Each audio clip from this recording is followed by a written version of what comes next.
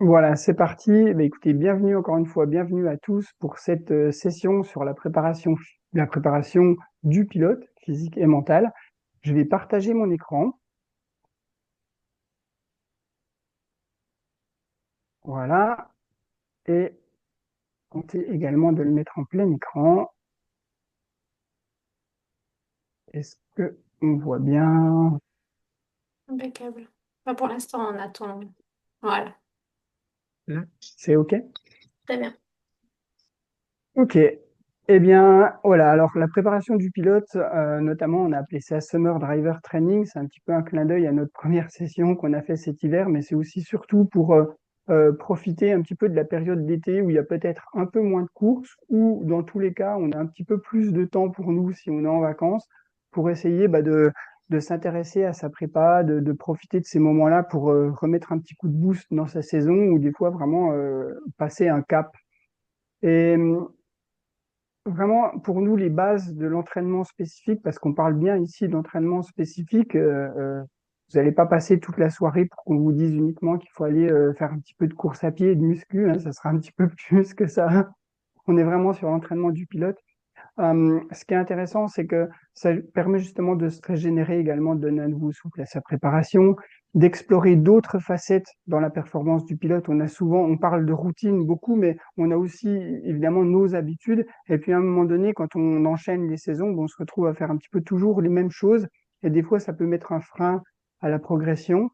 Et pour ça, il faut des outils pour s'évaluer, définir ses axes de progression. On va vous en parler.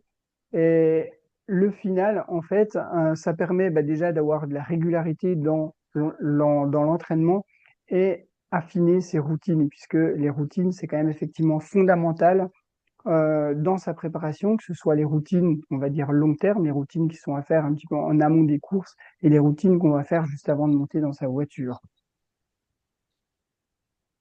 Donc ces 5 points, c'est ce qui nous permet de performer. Et on va parler effectivement dans la soirée du mental, du physique, la sophrologie. Bon, c'est très lié au mental, mais pas que. Euh, les routines et la visualisation qui sont des outils extrêmement performants, extrêmement importants à utiliser pour pouvoir vraiment mettre en place, préparer ses courses, arriver avec, ce qu'on va vous proposer, c'est d'arriver avec un tour d'avance en tout cas. Alors, on va démarrer par la sophrologie et pour ce faire, je vais passer la parole à Charlène. Oui, alors bonsoir à tout le monde. Alors, j'en connais plein, mais il y a plein de nouveaux. Alors, on ne peut pas vous faire vous interroger un par un sur vos catégories, mais je suppose qu'il y a un petit peu toutes les catégories ce soir qui sont représentées. Alors, pour ceux qui ne me connaissent pas, donc je suis Charlène Lamourou, je suis sophrologue, je suis spécialisée dans les sports mécaniques et donc j'entraîne des pilotes de karting, de rallye, de circuit. J'aime bien dire de 7 à 77 ans parce que mon doyen a 77 ans. Donc c'est toujours, c'est toujours sympa de voir qu'on peut progresser, on peut avoir des gaps quels que soient les âges et y compris chez les tout petits aussi. Donc voilà, moi je ne m'occupe que des pilotes. Voilà. Alors, il y a plusieurs bénéfices à la sophrologie. Souvent, comme vous avez l'habitude, pour certains, de faire de la sophrologie ou pas, là, moi, mon entraînement, il est vraiment dédié au pilote. Alors, sur 5 axes essentiellement, mais ça ne s'arrête pas à ça, bien évidemment.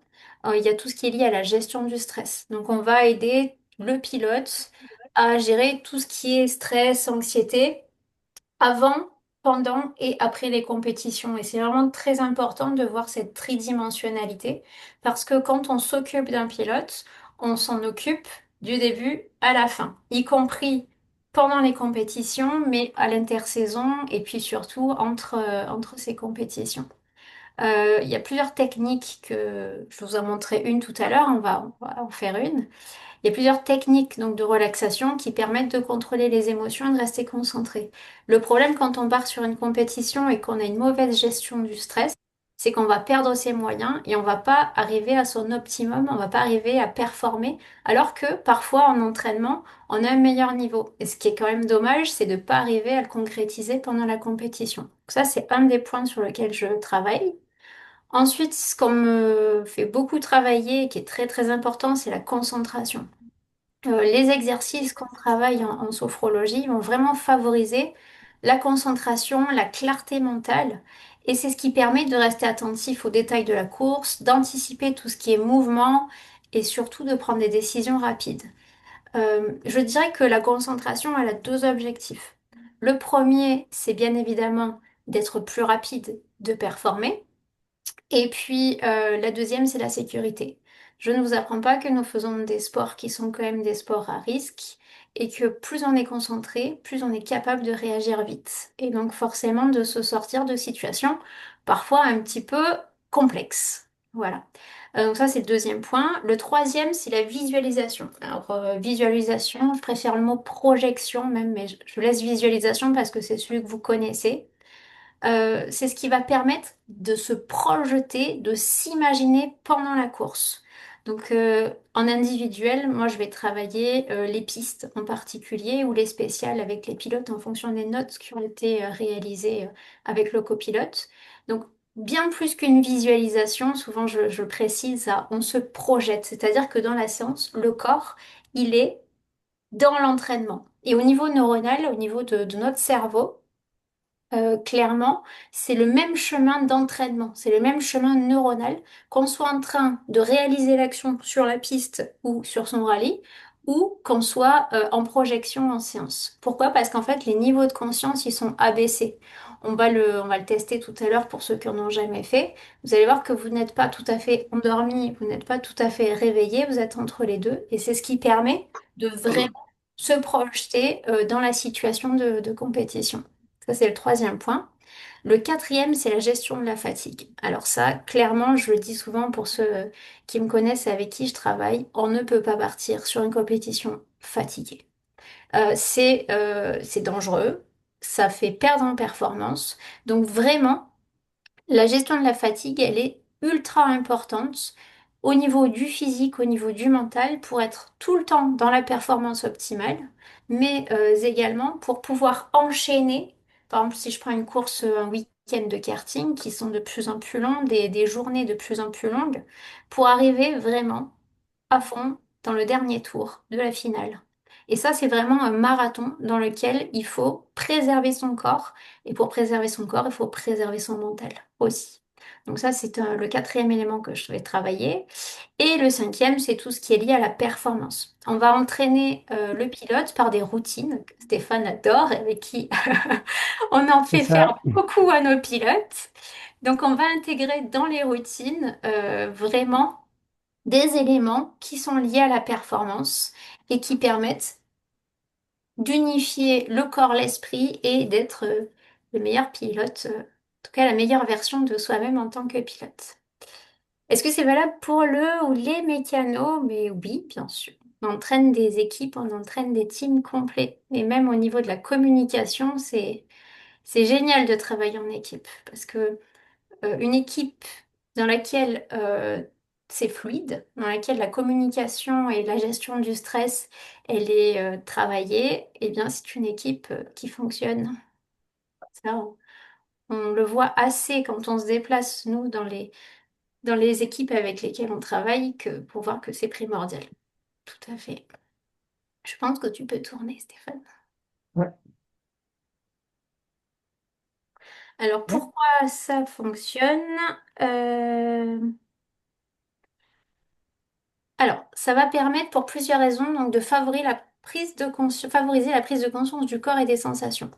Vous savez, quand vous avez l'impression que vous êtes déconcentré ou que vous pensez à autre chose, que vous êtes sur une procédure de départ et que vous pensez à tout sauf à votre départ, eh bien, c'est là qu'il va falloir retrouver la prise de conscience de son corps, de ses sensations. Quand on est, j'aime bien dire, revenir dans sa maison. La maison, c'est nous, c'est notre corps.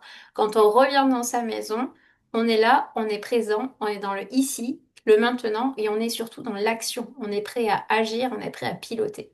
Quand on est en train de réfléchir à est-ce que j'ai pensé à la bonne pression? Est-ce que le mécano il m'a fait ça? En fait, on s'écrit des histoires, on s'invente Oh, des si tu histoires. veux prendre, je vais me servir. Ah, Je vais me servir, je vais prendre des sauces. je suis Si juste. tu coupais ton Ouais, micro, Paul, ouais. peut-être. Paul, tu as juste le petit micro ouvert. Donc en fait, quand on se parle, on se raconte des histoires. Des scénarios, on peut en faire 10 000. C'est pas ce qui va se passer. Donc à un moment, la meilleure des choses à faire, c'est de revenir dans ce qu'on fait là, maintenant, tout de suite. Voilà. Et donc ça va vraiment aider à surmonter tout ce qui est lié aux blocages mentaux, aux peurs. Ah ouais, on n'en a pas parlé tout à l'heure, mais bien évidemment que je vois des pilotes parce qu'il y a eu tel ou tel accident, parce que on a des freins, on se pose des freins, alors que clairement, ils n'ont pas lieu d'être s'il n'y avait pas eu d'accident auparavant. Il est où? Dehors. Alors, je ne sais pas si tu peux couper. Devant? Je vais essayer de, ouais, faire ça. Toi, tu l'as Paul, mis couper là-bas. ton micro un instant. Voilà, Sur c'est l'épaule, fait. on va te C'est muter. bon. Voilà, Ok, et autre élément de la sophrologie, c'est la confiance en soi. Bien évidemment que quand on part confiant, eh bien, on a quand même plus de chances de réussir que quand on doute.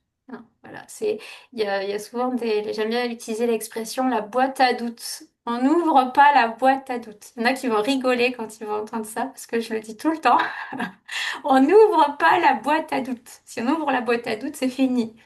Donc, il vaut mieux parfois être un petit peu de côté, parfois être pas forcément dans le vrai, mais pas ouvrir la boîte à doute. Voilà. Donc, ça fait partie de la confiance en soi. Et pourquoi ça marche? Parce que quand on est en paix avec soi, eh bien, ça permet d'avoir une récupération physique et mentale, de réduire la fatigue et d'améliorer le bien-être général. Voilà, puisqu'un pilote reste un être humain. Voilà, et avec toute son historicité. Ça, c'est le travail en individuel. c'est clair. Alors, je vous ai préparé 4 règles que j'aimerais bien que vous puissiez suivre cet été, puisque vous êtes là pour... Vous avez qui dit ça, on en entend beaucoup parler de la boîte à doutes. Oui, je sens qu'il y en a beaucoup qui rigolent derrière leurs écrans là. Donc, je vous ai préparé quatre règles, 4 éléments, si vous ne deviez en retenir que 4 sur la préparation mentale, 4 choses à faire cet été. Comme vous disait Stéphane, l'été, c'est un moment particulier pour un pilote. Parce que la saison tourne un peu plus au ralenti en termes de course, on part en vacances, voilà, c'est pas le même rythme que depuis le mois de mars, et pour autant, c'est là que vous allez pouvoir progresser. Les moments de pause, je le dis souvent, les moments de pause sont très importants. Ce sont des temps d'intégration, c'est-à-dire ce sont des temps où on va euh, laisser infuser un petit peu les courses qui sont passées, un peu comme un sachet de thé, voilà. On va laisser infuser nos expériences, ce qu'on a vécu déjà sur la première partie de saison. On va les digérer et quand on s'entraîne et quand on essaye d'en tirer bénéfice, on va on va progresser et on va essayer d'aller toujours de l'avant. Euh, donc, la première des choses à faire, équilibrer repos et entraînement. Nous, on ne vous propose pas ce soir de reprendre votre saison épuisée. C'est pas l'objectif, hein. Le repos est ultra important. Donc, on va se prévoir des périodes de repos régulières pour éviter le surmenage et ne pas vous déconnecter de vos besoins physiologiques. On doit écouter son corps. C'est-à-dire qu'à un moment, quand on va toujours tirer sur la corde en permanence, tout le temps, tout le temps, tout le temps, ça finit pas bien. Quelles que soient les circonstances, et pas que dans le sport auto d'ailleurs. Donc, moi, ce que je vous invite à faire, c'est vraiment d'alterner les jours d'entraînement intensif, où vous allez pouvoir faire du pilotage, si vous allez faire des track days par exemple, du simulateur, faire votre entraînement physique et vous ajoutez à ça des jours de récupération active. Alors, la récupération active, qu'est-ce que c'est? C'est pas je me pose dans mon canapé à switcher les chaînes ou sur mon téléphone à scroller les vidéos. Parce que vous ne mettez pas votre corps et votre esprit au repos quand vous faites ça. Vous ne faites que l'activer, que lui envoyer des messages, des stimuli qui ont du mal à être traités. Donc en fait, quand je dis prendre un repos, c'est du repos intensif. C'est aller se promener dans la nature, par exemple. C'est faire de la sophrologie.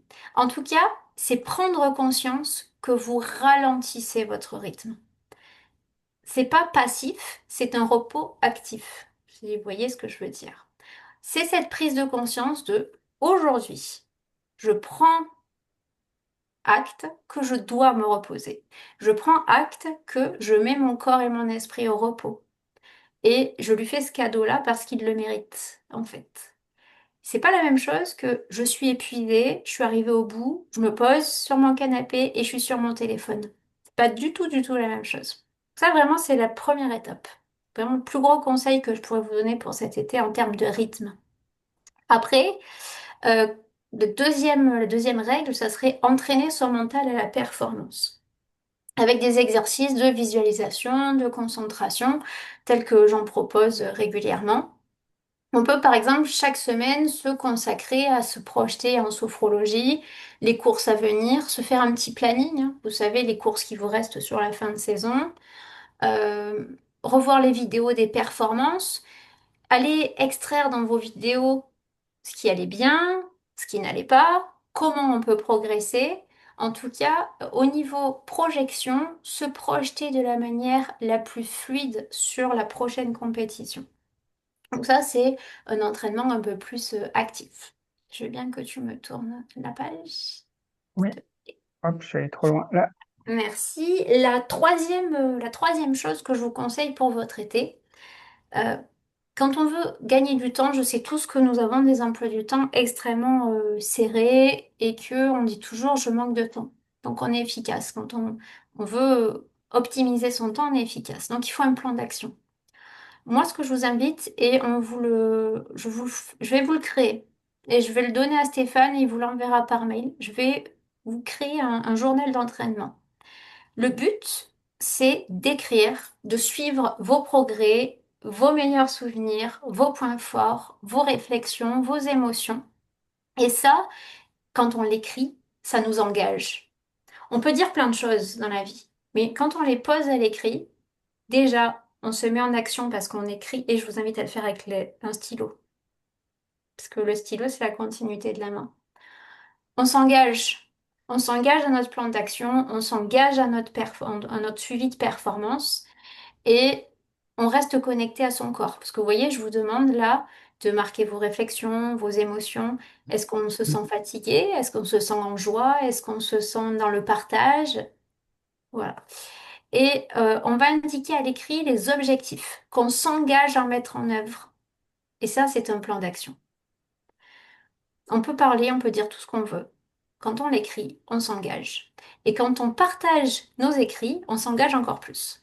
Donc je vous invite non seulement à le mettre à l'écrit, mais en plus à le partager à vos proches ou sur vos réseaux.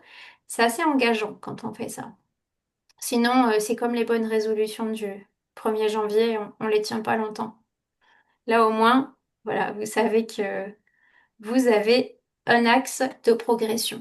Et le dernier point, la dernière règle pour cet été, que je trouve très importante, et ce soir, ça en est la preuve, et on adore faire des visios avec vous, se retrouver aussi nombreux, très nombreux ce soir, c'est sortir de sa bulle. C'est rencontrer d'autres pilotes, d'autres passionnés de sport auto, mécanique. Ça ne peut que renforcer votre motivation, vous permettre d'échanger des idées et de prendre de la hauteur. C'est un sport qu'on a tous pratiqué ici, qui est très solitaire. On le sait, sauf sur le rallye où on a un copilote, ou sur voilà, des endurances où on va être en équipe. Globalement, on est assez seul quand on fait ce sport. Eh ben, on essaye de sortir de ça. On essaye de casser vraiment ce sentiment d'isolement parce que soit parfois ce sont des concurrents, parfois effectivement sur la piste, on va pas se faire de cadeaux parce que il y a qu'une place.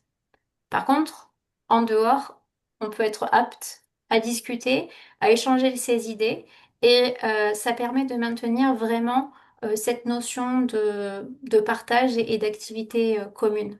Et en plus, ça nous aide à prendre de la hauteur sur ce qu'on fait quand on discute avec les autres. Donc c'est vraiment quatre choses que je vous invite à faire cet été. Voilà. Est-ce que C'est vous pas mal. avez... Ouais, c'est déjà pas mal. Si, non, non, c'est pas mal et je trouve que c'est aussi intéressant parce que notamment le plan d'action, ça rejoint aussi la fiche de virage par virage. Pour ceux qui ont Mm, déjà parlé de data avec nous, ils le savent, c'est qu'effectivement, quand on écrit ce qu'on doit faire sur un virage, c'est pas la même chose que dire oui, je l'ai au feeling. Il se passe vraiment des choses. Donc ça, j'engage aussi à le faire. C'est vraiment super important en fait. complètement. Mais là, c'est un petit peu son plan d'action mental, quoi. En C'est plus du ça. tour par tour. Voilà. Donc, Ok. moi, je vais vous inviter, je vais vous faire une proposition de séance, puisque vous êtes là aussi pour tester des choses, sur comment on libère les tensions. C'était la première règle de l'été. On alterne entraînement intensif, simulateur, track day, courses, voilà, diverses et variées, et sport. Et on est dans la libération des tensions actives. Je vais vous faire une séance toute simple hein, parce que on n'est pas là ce soir pour faire des choses très élaborées, mais au moins que vous puissiez découvrir pour ceux qui n'en ont jamais fait. On va se mettre dans la peau, donc on a besoin d'être juste dans une chaise, un fond de siège. Euh, on va faire vraiment, je me mets à l'écoute de mon corps et je libère délibérément les tensions. Donc, fond de siège, la sophrologie, ça se passe les yeux fermés. Je ferme les yeux aussi, donc je ne vous regarde pas faire, ne vous inquiétez pas. De toute façon, vous êtes trop nombreux. Donc, j'ai les yeux aussi fermés. Et là, on va se mettre vraiment dans une démarche de libération des tensions actives. C'est-à-dire qu'on va poser tranquillement le corps, on va poser les deux pieds dans le sol, quelques instants de libération des tensions. Et ensuite, on va venir nettoyer un petit peu toutes les tensions superflues qu'on pourrait avoir avec nos deux mains. Un peu comme si on faisait le ménage, tout simplement. On va venir comme ça, nettoyer. Et sur l'expiration, on va libérer les tensions dans notre visage. Petit à petit, je vais descendre jusqu'aux orteils. Je vous fais faire quand même un tout petit peu de sport. Bien que moi, c'est tranquille, hein, vous allez souffrir tout à l'heure avec Christophe. Si, si. Moi, c'est toujours très soft. Voilà. Donc, on va après descendre jusqu'aux orteils en libération des tensions. On remettra quelques instants les mains sur le nombril et on se prononcera le mot calme dans notre tête sur chaque expiration. Exercice tout simple.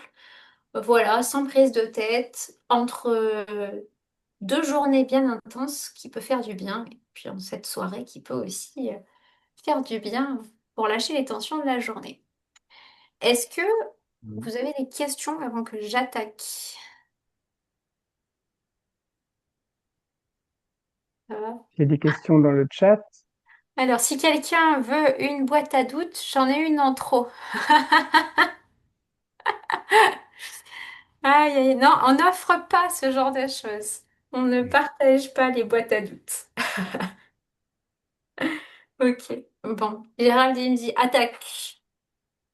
À boule la séance. Alors c'est parti, tu es en avant pour tout le monde. Normalement, tout le monde te voit bien, même si on doit fermer les yeux, on ne te verra plus. Et voilà. Allez, je vous l'enregistre, hein, juste un petit son. Est-ce que genre d'exercice peut être efficace entre deux roulages? Ah, très bonne question. Alors, ce qu'on va faire là tout de suite, vous me le faites pas entre deux roulages. Sauf si vraiment c'est entre midi et deux, que vous avez 2 heures, que vous allez pouvoir remonter en énergie juste derrière.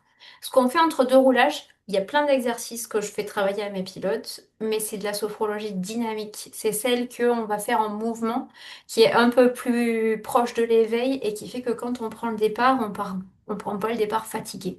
Là, le risque, si vous faites ça juste avant un départ, c'est que vous preniez pas le départ.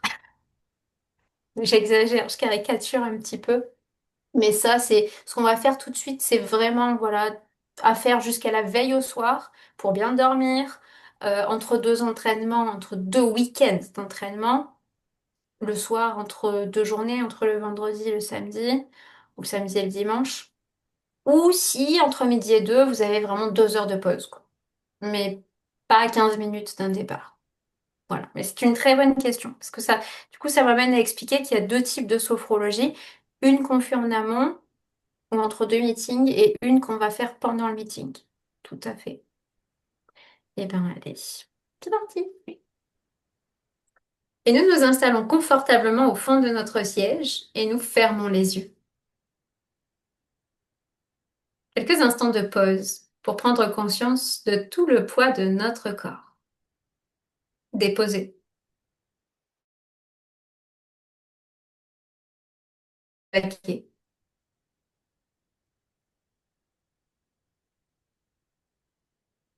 La forme, la présence de notre dos dans le dossier,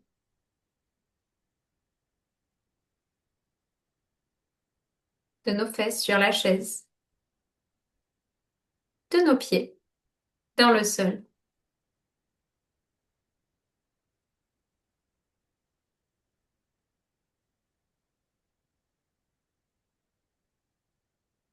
La forme, la présence de notre visage, notre tête, en train de se relâcher.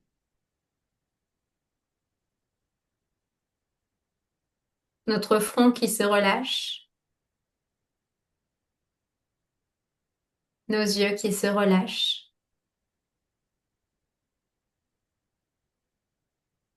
notre mâchoire en train de se relâcher.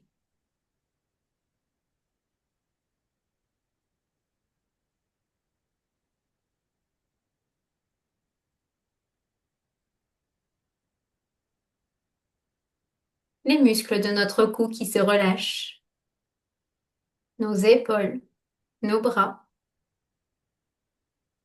jusqu'à la pointe de nos doigts.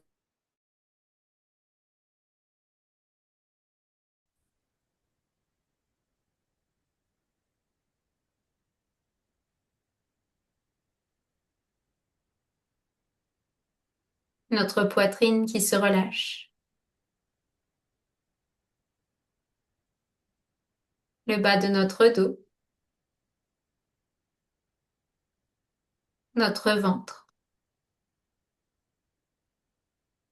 Quelques instants pour prendre conscience du mouvement de notre ventre qui se gonfle et qui se dégonfle naturel.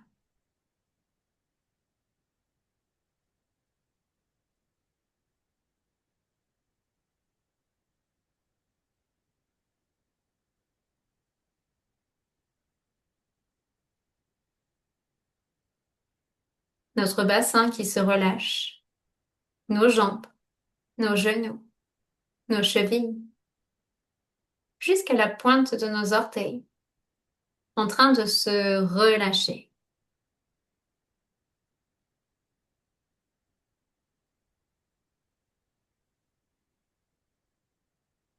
Et au contact de notre corps, nous nous préparons à chasser, à libérer toutes les tensions physiques et mentales accumulées dans notre corps, notre esprit. Pour cela, nous plaçons nos deux mains sur notre visage, et un peu comme si nous nettoyions notre visage, nous passons dans le moindre recoin pour nettoyer et chasser toutes les tensions. Et sur l'expiration, libération des tensions à notre rythme.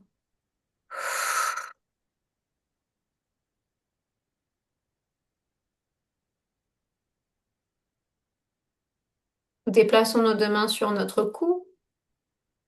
Nous nettoyons, nous libérons le dessus de nos bras jusqu'à la pointe de nos doigts. Et sur l'expiration, libération des tensions.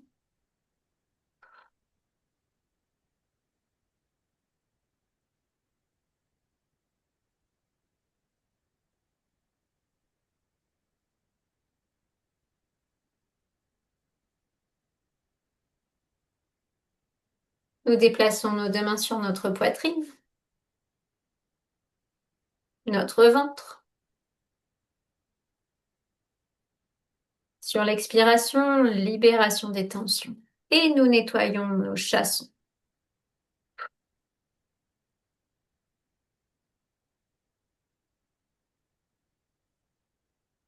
Nous déplaçons nos mains sur nos jambes, nos genoux. Sur l'expiration, libération des tensions. Et à notre rythme, nous descendons jusqu'à nos orteils, si nous le pouvons.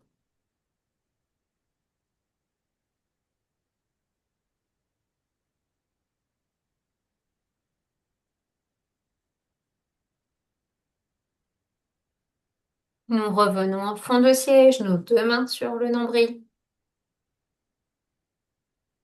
Quelques instants de pause pour prendre conscience de toute notre capacité de retour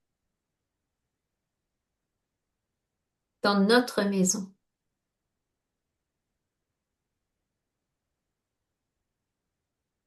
Et sur chaque expiration, nous nous prononçons dans notre tête le mot calme. À notre rythme, sur chaque expiration, nous nous prononçons dans notre tête le mot calme.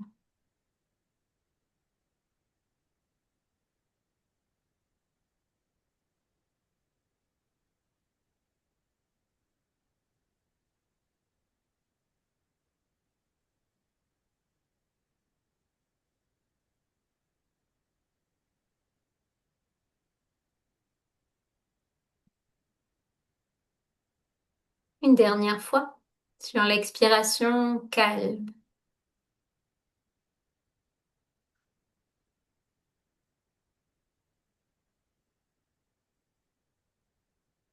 Et nous relâchons nos bras.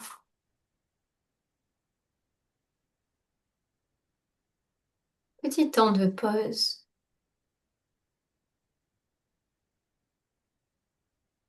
pour prendre conscience de toute notre capacité de retour au calme, à toute notre capacité de concentration,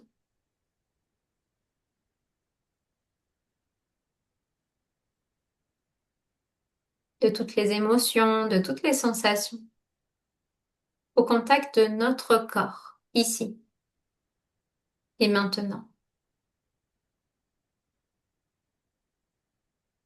Le contact de notre corps, nous renforçons l'harmonie en nous, la confiance en nous et notre capacité d'espoir. Et tout en conservant les yeux fermés, pour revenir ici, nous réinspirons un peu plus fortement. Nous remobilisons à notre rythme nos pieds, nos jambes, notre buste, nos épaules, notre tête. Nous pouvons nous étirer, nous pouvons bailler. Et lorsque nous nous sentirons prêts, nous pourrons à nouveau ouvrir les yeux.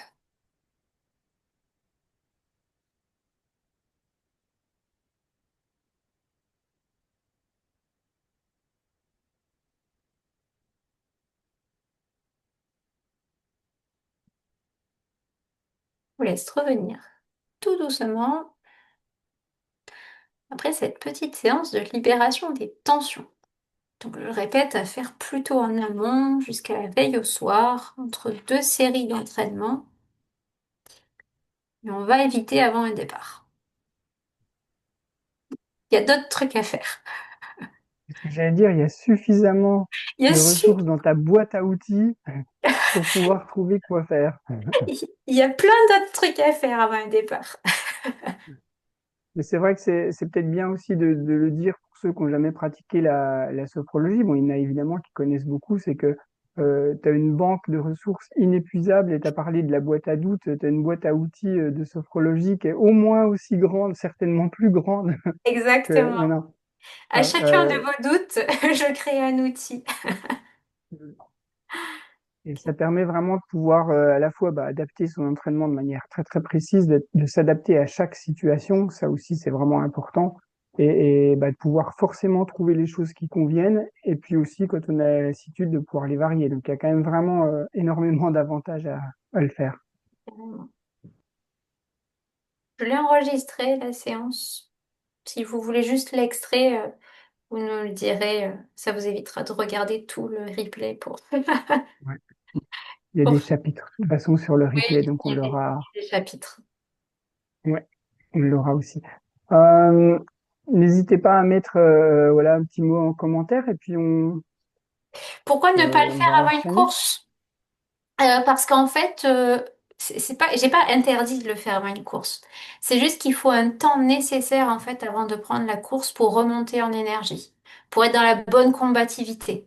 En fait, si on fait cette libération des tensions une heure avant, pourquoi pas? Mais il faut derrière, et je laisserai Christophe vous faire la petite prépa physique, il faut derrière remonter en fait le corps en énergie, il faut remonter en énergie vitale pour que vous soyez pas endormi en fait. Parce que le souci, c'est que là, on est trop proche du sommeil. Et en fait, mon travail à moi, c'est de vous ajuster vos niveaux de conscience pour que vous soyez dans la bonne énergie en fonction de ce que vous devez faire après. Et quand on doit prendre un départ, on doit être concentré, le corps uni avec l'esprit, c'est-à-dire ce qu'on appelle la capacité d'être centré. On est centré, on est concentré, mais on a besoin d'être dans une bonne combativité parce qu'on ne va pas faire du tennis de table en fait. C'est-à-dire qu'à un moment, on a besoin que la concentration, et je critique pas du tout, c'est très très bien le tennis de table. Je connais des très très proches qui font des tennis de table, je vais me faire disputer. Donc en fait, Voilà. il faut qu'on soit dans la bonne combativité. Hein, voilà. On part au combat quand on part faire une course. Hein. Voilà. Donc c'est pour ça. Et Gérald dit on peut l'utiliser le soir entre. Oui, on peut l'utiliser le soir. Bien évidemment que ça peut relâcher toutes les tensions qui ont été générées par les journées, y compris les tensions physiques. Parce que ce que je viens de vous faire là, on vient relâcher les muscles. Donc il y a une détente musculaire. Exactement. Voilà. Ça va nous faire la transition avec la prépa physique, puisqu'effectivement, on est bien d'accord que la sophro, c'est pas uniquement le mental. Non. Donc, on enchaîne avec la préparation physique, et pour ça, je vais passer la parole à Christophe. Voilà, bonsoir à tous. Merci de votre présence nombreuse. Charlène vient de vous montrer à quel point on peut être très spécifique dans la sophrologie et tout l'impact et le positif que ça peut vous apporter en tant que pilote. Et comme le sport automobile est un sport complexe et complet, forcément, il y a aussi le côté physique. Et c'est vrai, on part au combat, mais doit se préparer à un combat, donc ça demande une préparation globale. Et donc, moi, je vais vous présenter un petit peu ce qu'on fait concernant la préparation physique au niveau de notre engagement pour les pilotes qui demandent un suivi chez nous. Alors, d'abord, une petite parenthèse. Donc, je suis belge. Je gère au quotidien également des clubs de fitness. Je donne des cours un peu à l'université. J'ai fondé Fit Racing Performance, qui est donc la partie spécifique de ma racing coach sur le physique, en 2013. Et donc, au quotidien, je fais des évaluations de performance, donc c'est-à-dire des évaluations physiques des pilotes, des programmes d'entraînement pour eux, et je les accompagne lorsque c'est souhaité sur compétition. Donc ça, c'est en grande ligne mon quotidien euh, ici en Belgique. Alors, se préparer physiquement, c'est quoi? Si on interroge, si je devais tous vous interroger, vous aurez une réponse un peu différente, avec des points communs, bien sûr, mais des points un peu divergents aussi. Euh, on a tous plus ou moins une idée de c'est quoi se préparer physiquement pour un sport, et un peu en l'occurrence pour le sport automobile. Je vous donne néanmoins un peu le leitmotiv ou la raison essentielle pour laquelle c'est vraiment important de se préparer physiquement, c'est qu'en fait, au plus vous vous connaissez physiquement, c'est pas j'ai deux bras, deux jambes, c'est comment je suis en mouvement et dans des intensités d'entraînement, au mieux c'est, euh, et au plus fort vous allez être derrière un volant. Et donc, mon rôle, c'est vraiment de faire en sorte que vous appreniez à vous connaître physiquement, que vous appreniez à voir quels sont vos points forts, vos points faibles, Et de cette manière-là, c'est uniquement quand on fait ces tests-là qu'on peut se dire, OK, j'en suis là, quel que soit le niveau, il n'y a jamais de critique. On a un statut de départ et puis à partir duquel on peut se dire, bah, je peux commencer à travailler sur mes points forts et mes points faibles également et arriver à devenir un sportif le plus complet possible. Ça ne sert à rien lorsqu'on est pilote de course d'être capable de faire un marathon tous les mois ou de faire un Ironman tous les mois ou euh, de faire du paddle parce que c'est très à la mode chez les pilotes et d'être champion général ou pardon, régional ou national de paddle. L'idée, c'est d'être hyper polyvalent.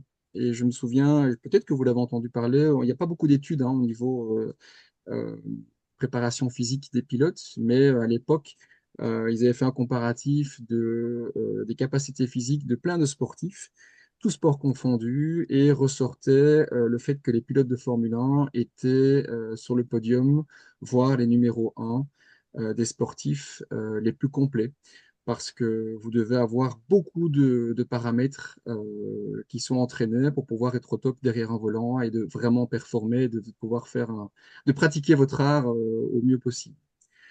Et donc, l'idée, c'est d'être bon dans tout, dans les points forts et dans les points faibles. Et donc, mon job, c'est de vous aider par rapport à ça, euh, que ce soit en démarrage de saison, c'est le plus simple parce qu'on a un peu plus de temps avant votre saison que ce soit en saison ou en fin de saison également pour vous guider au maximum.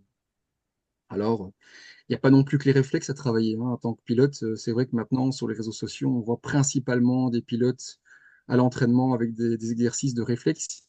Ici, il y a une illustration. Je suis en train de faire un exercice avec Thierry Neuville, que vous connaissez tous.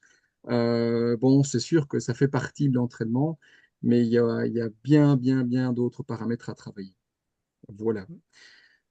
Alors, le slide suivant, c'est le... Christophe, je pense Pardon. que c'est vachement important ce que tu as dit que le pilote doit être complet parce Oui, qu'effectivement, autant j'allais dire, on le sait, à haut niveau, les pilotes s'entraînent beaucoup, mais pour la pratique de tout un chacun, sans vouloir être très critique là-dessus, on voit que souvent, être complet, ça signifie ne pas s'entraîner.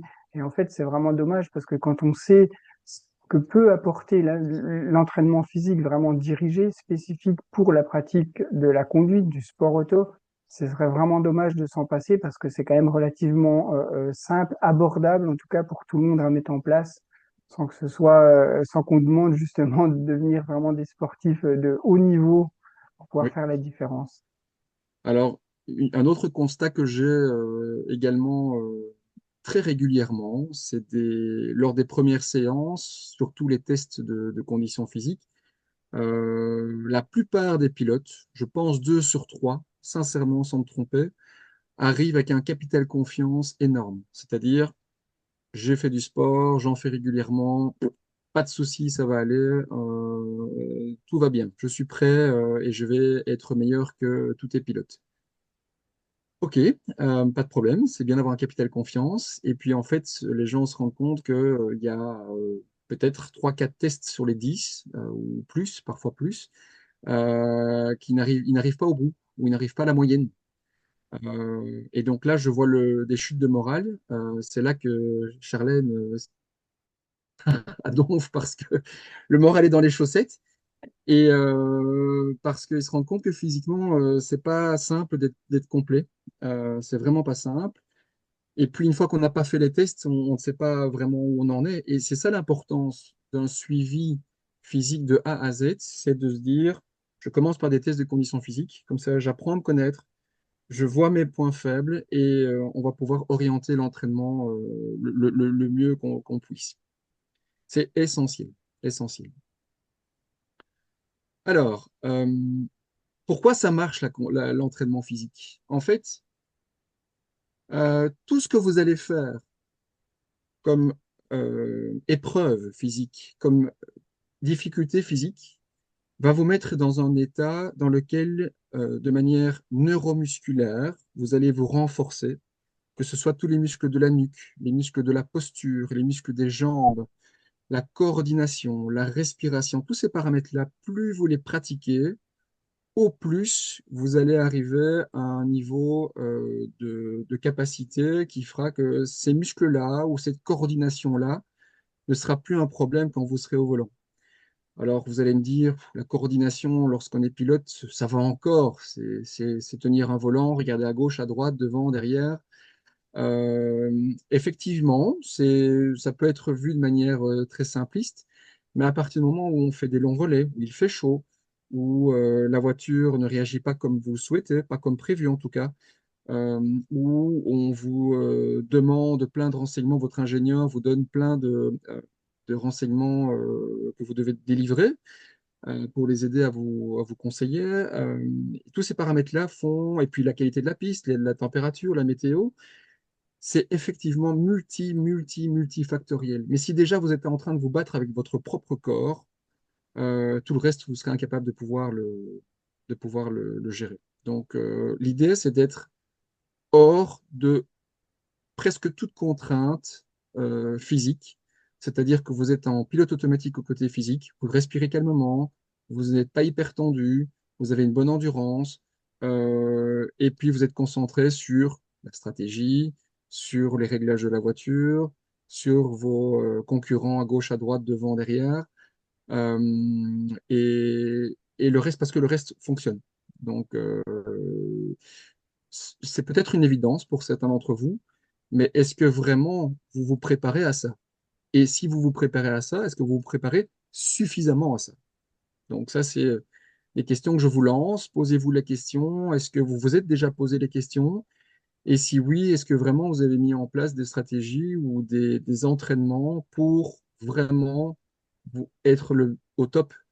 Euh, Parce que c'est ça qui fait la différence. Plus on monte en intensité, en niveau de compétition, au plus c'est vraiment important.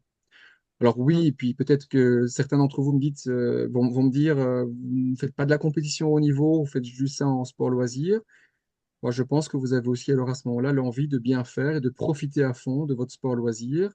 Et donc pour en profiter à fond, il faut aussi se préparer physiquement. J'ai quand même des gentlemen qui viennent en me disant, moi je fais une saison de plus parce que j'adore, j'aime bien, mais physiquement, c'est pas simple. J'ai 60 ans, 65 ans. C'est moins facile qu'avant. Et donc, qu'est-ce qu'on peut faire? Et donc, voilà, on repart sur les mêmes tests de conditions physiques et on repart sur un programme d'entraînement qui l'aurait vraiment bien personnalisé. Après Christophe, tout cela, on va prendre une question du chat en même temps que tu parles de ça, parce qu'effectivement, on nous a posé la question par rapport à quel âge on peut démarrer euh, la préparation physique, et notamment à cause de la croissance, ces choses-là, mais ça, tu peux peut-être préciser. oui.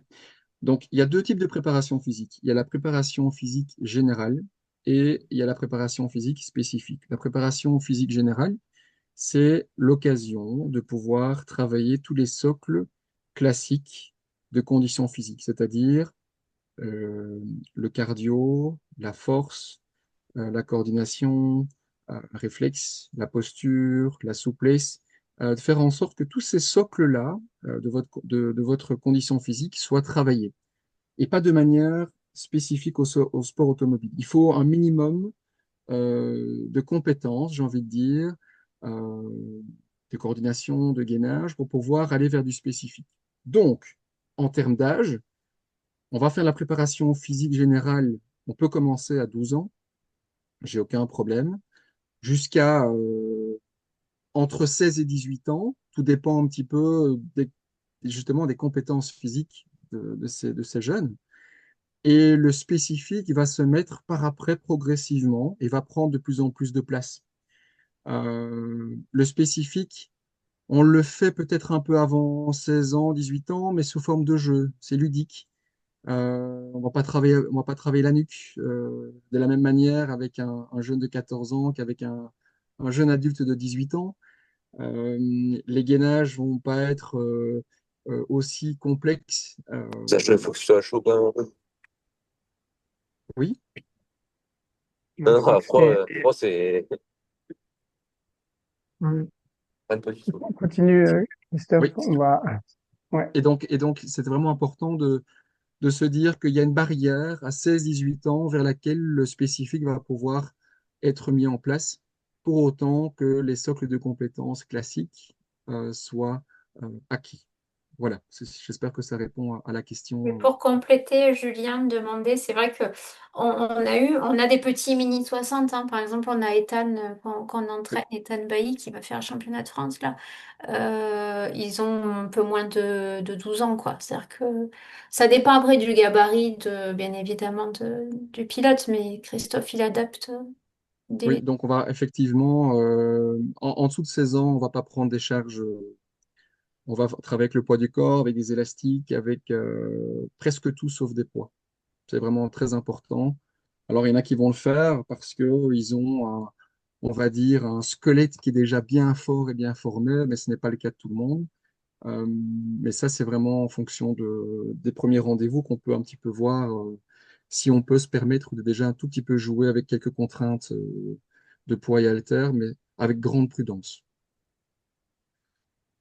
Avec grande prudence. Juste le slide précédent, Stéphane, si tu veux bien. Compris, oui. Euh, et donc, avec ce que je viens de vous évoquer, chaque pilote se retrouve avec un tableau euh, qui est un tableau vraiment personnalisé, qui reprend le, on va dire la semaine type, la semaine idéale qui convient en termes de volume d'entraînement. Pourquoi? Euh, vous vous retrouvez à vous dire, tiens, effectivement, j'ai repris conscience que je dois m'entraîner. Est-ce que je dois faire 1 heure, 2 heures, 3 heures de cardio sur la semaine? Est-ce que je dois faire 1 heure, 2 heures, 3 heures de musculation sur la semaine? On ne sait pas trop. Et donc, l'idée, c'est de pouvoir avoir un repère que moi, je vous donne une fois que les tests de conditions physiques sont faits. Euh, et du coup, vous avez un repère qui vous donne un volume de minutes, d'heures, peu importe comment on le lit, par semaine.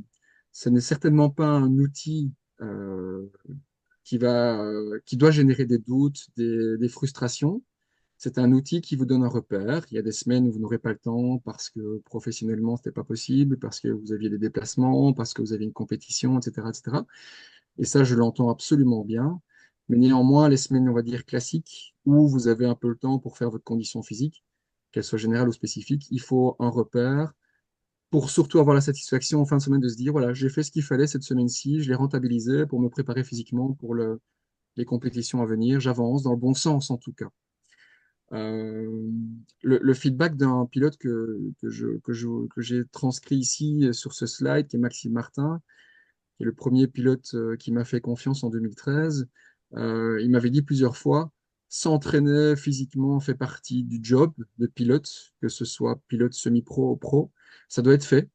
Au même titre que la recherche de sponsors, l'analyse vidéo, etc., etc. C'est une rigueur qui est vraiment importante.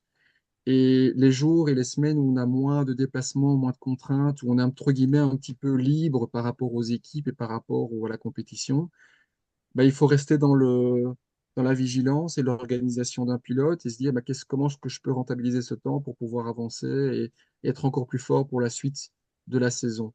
Euh, et donc, ce sont des tableaux tout simples, hein, je vous montre un exemple ici, mais ils ont une importance. Et je demande régulièrement, pas à tous les pilotes, d'encoder un petit peu les minutes qu'ils font chaque semaine. Comme ça, moi, je peux avoir un suivi de est-ce que vraiment c'est mis en place ou pas. Et donc, quand on fait un bilan, ben, on voit un peu si c'était un peu trop exigeant le tableau que j'ai proposé ou s'il faut un peu le réévaluer ou l'augmenter, etc., etc. C'est important d'avoir un benchmark, comme on dit en marketing, euh, pour se sentir sur les bons rails, en tout cas. Tu as Tout le deux monde n'aura questions. pas pardon, et tout le monde n'aura pas autant de volume qu'un pilote pro, hein, Christophe. Ah si, pourquoi? Non. Bien sûr que non, bien sûr que non. On te demande si à 17 ans, c'est trop tard comparé à quelqu'un de 12 ans. Première Alors, il n'est jamais c'est trop trop tard. tard. Il n'est jamais trop tard. Ben, il y a 2 mois, presque 3 mois, j'ai un gentleman qui est arrivé à 72 ans, qui n'a jamais fait de fitness, qui n'a jamais fait de musculation. C'est une génération où, à la limite, on boit un verre d'alcool avant de monter et de prendre le volant. Et je ne rigole pas, ça existe. En tout cas, en Belgique, ça existait. Pour se désinhiber on va dire, de la prise de risque de ce sport, c'est une réalité. À l'époque, il y a certains pilotes, il y a même des études qui ont été faites à l'époque pour voir si le fait de prendre de l'alcool avant de prendre le volant permettait d'augmenter les performances. Alors, vous vous doutez de la conclusion, c'est non, ça n'augmente pas les performances, mais néanmoins, certains pilotes le faisaient plutôt de la préparation physique pour pouvoir se mettre dans un autre mood. Il n'y avait pas encore la sophrologie, C'était il n'y avant avait pas la encore sophro. Charlène, mais c'est une époque qui a existé. Et donc, ce pilote-là de 72 ans, 72, hein, vous dites, hein, euh, est arrivé en me disant bon, j'ai envie d'essayer, j'ai pas envie de me blesser, mais j'ai envie d'essayer parce que ça tourne moins bien. Euh, et donc, est-ce qu'il n'est pas trop tard? Et donc, j'ai forcément dit oui, la picologie, c'est ça. Je ne suis pas picologue. Mais je lui ai dit qu'il y avait absolument, c'était encore temps d'essayer. Et cette personne m'a dit, après ici 2 mois et demi, m'a dit, écoute Christophe, je suis très triste de ne pas avoir commencé plus tôt, parce que finalement, ça fait, ouais, c'est un peu de souffrance à l'entraînement, mais ça fait tellement du bien après. Et on sent l'impact, après 3, 4 séances, on sent l'impact dans la voiture. Positif, bien sûr. Un impact positif dans la voiture, les avantages sont déjà présents. Alors, c'est peut-être pas musculairement, c'est certainement dans le fait qu'ils se connaissent mieux physiquement. Comme je disais au début, c'est essentiel que votre cerveau puisse utiliser un maximum de muscles. Ils me disent parfois, on a découvert des muscles avec toi. Alors, on a tous le même nombre de muscles, mais ils ne les utilisent jamais, donc ils ne les connaissent pas, et donc ce sont des muscles qui s'atrophient avec l'âge. Et donc, l'idée, c'est de les utiliser comme avec tout sportif, peu importe leur âge, d'une manière adaptée, bien entendu, et progressive, très progressive, pour que vous puissiez en prendre conscience et les utiliser pour être plus performant. J'espère que ça répond Ok. à la question. Alors, quelles sont maintenant les composantes spécifiques de la préparation physique spécifique? Vous allez avoir un entraînement fonctionnel. Bon, c'est pas qu'une mode. C'est vraiment quelque chose qui pour moi, est crucial dans la préparation physique. Ce sont des entraînements dans lesquels vous allez avoir dans chacun des exercices quasi multi-composantes à gérer, une posture qui est surveillée et contrôlée. Parce que l'entraînement fonctionnel, c'est quoi? C'est vous préparer à une fonction, c'est-à-dire une fonction d'être pilote performant.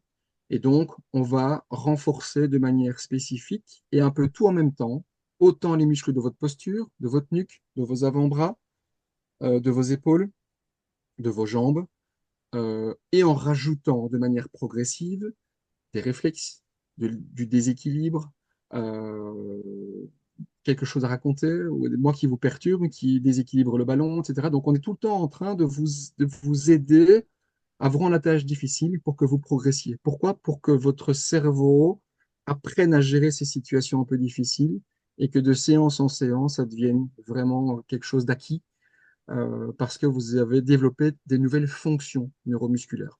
D'accord? Alors, c'est essentiel, on en parle lorsque vous écoutez des spécialistes, des préparateurs physiques dans tous les sports, c'est essentiel d'avoir une intensification qui soit adaptée à l'âge, au moment de la saison, un peu comme la sophrologie, on ne va pas mettre une intensité de sophrologie ou de récupération entre deux courses, il faut plutôt être dans une dynamique où ça vous détend, mais ça vous prépare à la suite, ça vous permet de breaker, mais ça ne vous endort pas. Moi, j'ai pas non plus envie d'avoir une intensité qui soit au-dessus de ce qu'il faut pour que vous soyez 2 jours après au volant cassé avec des crampes et des articulations qui sont bloquées. Il faut une variété d'exercices. Il n'y a aucune séance avec moi, que ce soit en Zoom, donc à distance, ou en réel, qui sera identique à une autre. Il y a des éléments communs, mais il y a tout le temps un effet de surprise. C'est comme dans une course automobile. L'effet de surprise est important. Eh bien, c'est un petit peu peut-être le seul stress que les pilotes ont avec moi en démarrant une séance et qu'ils ne savent pas par où ça va aller, et à quel moment et à quelle intensité. Mais c'est volontaire de ma part, mais puis c'est un petit jeu qui s'installe et c'est chaque fois très valorisant pour eux de se dire, tiens, j'ai réussi le challenge du jour ou la difficulté du jour. Et on n'est pas sur des routines, même si les routines sont importantes, mais en entraînement physique, guidé avec moi, on ne travaille pas les routines, on travaille vraiment l'effet de surprise, la variété, l'adaptation que je vous demande à avoir. Il faut de la coordination, parce que, comme on l'a dit tout à l'heure, vous êtes à faire 1000 choses en même temps, donc la coordination est sur chaque exercice quasi. Et puis, je vais m'assurer aussi que vous soyez efficace, c'est-à-dire qu'il n'y ait pas trop de tension non plus mise en œuvre dans les exercices, qu'il n'y ait pas une respiration qui soit pas adaptée, efficace, qu'il n'y ait pas une posture qui soit figée, qui vous bloque pour la mobilité autour de votre posture. Donc tout ça, c'est mon quotidien et c'est vraiment important que je puisse à un moment donné vous expliquer tout ça, que vous découvriez tout ça et que vous voyez si vraiment vous êtes capable d'aller vers du spécifique. Et une fois que vous rentrez dans les entraînements spécifiques, ça devient génial par rapport au rendu que vous allez avoir derrière un volant. Alors, est-ce que c'est bon pour la moto? Je viens de voir la question qui vient d'apparaître. Alors, c'est le même principe, préparation physique générale, préparation spécifique avec d'autres spécificités à travailler, bien entendu. Je ne cache pas que la moto est un sport encore plus complexe, encore plus exigeant, sans dénoter le fait d'être assis dans une voiture, bien entendu. Mais on est encore sur un niveau supérieur de qualité physique à aller chercher. Alors, ça dépend en circuit ou enduro, bien entendu. Il y a différentes contraintes, ça on peut le comprendre aisément. Mais néanmoins, c'est un sport très intéressant également à préparer. Et peut-être qu'en termes de prise de risque, il y a encore plus d'intérêt à faire la préparation spécifique quand on fait de la moto par rapport à la voiture. Ok. Alors, je pense qu'il y a encore un slide, si je ne me trompe. Non, pas Non? particulièrement. Après, on pourra enchaîner, mais ça me fait la moto, ça me fait rebondir aussi sur bah, l'actualité, le fait la chaleur. J'avais des pilotes ce week-end qui roulaient en KZ. Le KZ, c'est quand même hyper intensif aussi. Ceux qui en ont déjà fait le savent, ceux qui en font, je suis sûr qu'il y en a ce soir. Et bah, j'ai un des pilotes qui a pas tenu le choc à cause de la chaleur, quoi. Donc, Christophe, est-ce qu'on peut Oui. se préparer aussi à résister à la chaleur? Alors, la réponse est oui, bien sûr. Et ce que je vous propose tous, c'est de prendre un bic et un papier. On va mettre en pratique et je vais vous donner des conseils, comme ça vous pouvez noter déjà. Parce que je ne les ai pas communiqués à Stéphane, donc ils ne sont pas dans les slides et je m'en excuse. Je suis un peu tombé à court de temps, mais l'idée, c'est quand même de vous donner les informations par rapport à cette question qui est vraiment d'actualité. Euh, En tant que pilote, vous avez plusieurs ennemis et un des ennemis, c'est la chaleur. Et pourquoi? Parce que vous êtes emmitouflé dans des combinaisons, des sous-combinaisons, un casque, un habitacle dans lequel tout va être fait pour vous empêcher de sortir la chaleur qui est normale. Un corps produit de la chaleur lorsqu'il y a un effort physique et même mental. Euh, et donc, l'idée, c'est de vraiment se rendre compte que même quand il fait pas chaud comme maintenant, votre corps doit être capable de gérer la chaleur et d'évacuer cette chaleur. Alors, si en plus, dans l'habitacle ou sur le KZ, l'environnement est très chaud, effectivement, on peut arriver au principe de la cocotte minute. Vous voyez tous une cocotte minute. Il y a un moment donné, ça explose. Et là, stop. C'est un peu pour ceux qui font de l'endurance, des semi-marathons, des marathons ou des triathlons. Il peut arriver qu'on ait un coup de chaleur et à ce moment-là, on peut tomber en syncope. Et là, c'est une sécurité dans laquelle vous n'êtes plus capable de rien faire. C'est trop tard, la cocotte a explosé et votre corps vous dit stop, tu ne peux plus continuer l'effort. Et dans ce cas-ci, le casette contraint à l'abandon. Et donc, on est dans une saison où il fait chaud, hein, un peu chez tout le monde, même chez nous en Belgique, il fait chaud. Euh, c'est vraiment, j'espère que vous avez un petit peu le temps pour pouvoir faire ça, c'est l'occasion de travailler votre résistance à la chaleur. Alors, quels sont mes conseils pour travailler la résistance à la chaleur? La première chose, c'est de travailler votre endurance. Alors, votre endurance, moi, je conseille de la faire pas en chaleur excessive, donc pas au-delà de 30 degrés. Donc, vu les jours et la météo que nous avons pour l'instant, c'est de la faire le matin. C'est aussi l'autre raison, c'est la qualité de l'air. Ça ne sert à rien de vous motiver à faire de l'endurance, 30, 60, 90 minutes de jogging, de vélo, avec une qualité d'air qui n'est pas bonne.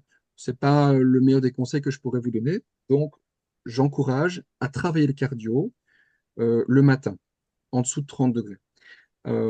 plus vous allez avoir un cardio qui va être affûté, qui va être travaillé, au plus vous allez être capable de sortir la chaleur lorsque vous serez dans un effort. Donc, plus vous êtes acclimaté à devoir gérer la chaleur ambiante et la chaleur produite par l'effort physique, au plus vous entraînez de manière progressive, au mieux ce sera.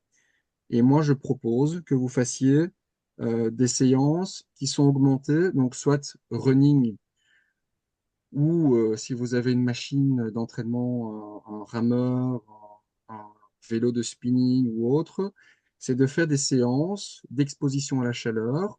J'ai bien répété, je répète bien en dessous de 30 degrés, avec chaque fois 10 minutes de plus.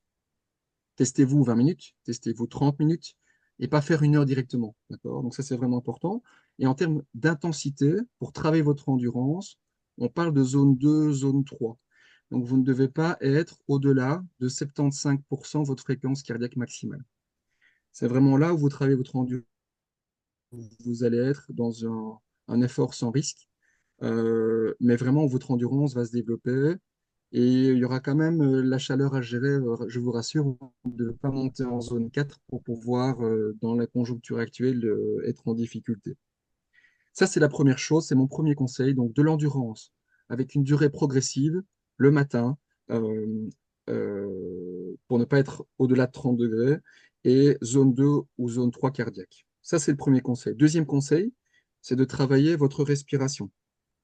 Alors, la respiration, il faut vous dire que c'est un outil extraordinaire à travailler. Alors, vous la travaillerez avec Charlène quand vous ferez un peu de sophrologie, euh, mais le nombre de pilotes qui ne respirent pas bien dans les efforts physiques ou ne respirent pas bien dans la voiture, c'est au minimum 1 sur 2.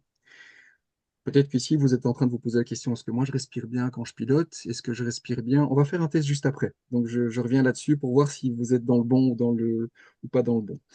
Euh, et la troisième chose à faire, c'est vous conditionner mentalement. Alors, je m'explique. En dehors de ce que Charlène vous a appris, vous conditionnez mentalement, ça veut dire, vous savez que vous allez être exposé à un ennemi, c'est la chaleur. Vous savez que l'entraînement ne va pas être confortable, mais ça doit rester sous contrôle. Donc moi, ce que je vous demande, c'est à partir du moment où vous êtes dit, tiens, aujourd'hui, c'est 30 minutes d'entraînement cardio, zone 2, zone 3 avec chaleur, c'est de tout faire pour y arriver. Et pas vous arrêter à 20 minutes ou à 25 minutes, c'est d'arriver jusqu'à 30 et de vous auto-gérer pour y arriver, quitte à changer un peu d'intensité, mais de vraiment vous dire, objectif 30 minutes. On ne s'arrête pas avant. Euh, le nombre de Non, c'est pas vrai. De temps en temps, j'ai un pilote ou l'autre qui s'arrête en plein milieu d'exercice parce qu'il n'en peut plus. Il s'arrête parce que mentalement, il n'est pas prêt. Il s'arrête pas parce que physiquement, il n'est pas prêt.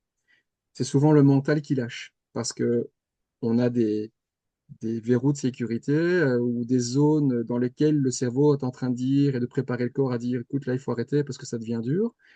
En fait, vous devez vous conditionner à y arriver malgré ces verrous, malgré cet inconfort qui arrive, parce que vous savez que ça va pas être simple et vous devez y arriver.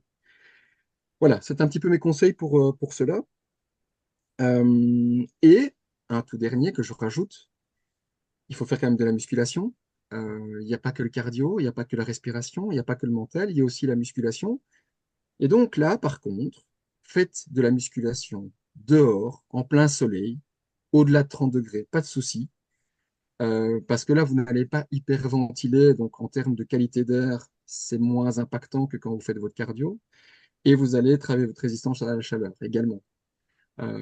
Faites des longues séries, faites des enchaînements de 3 à 4 fois 20 répétitions par exercice. 3 à 4 fois 20 répétitions par exercice. Donc c'est un peu en forme de musculation d'endurance, d'accord? Avec la chaleur environnante. Ça, c'est mon conseil.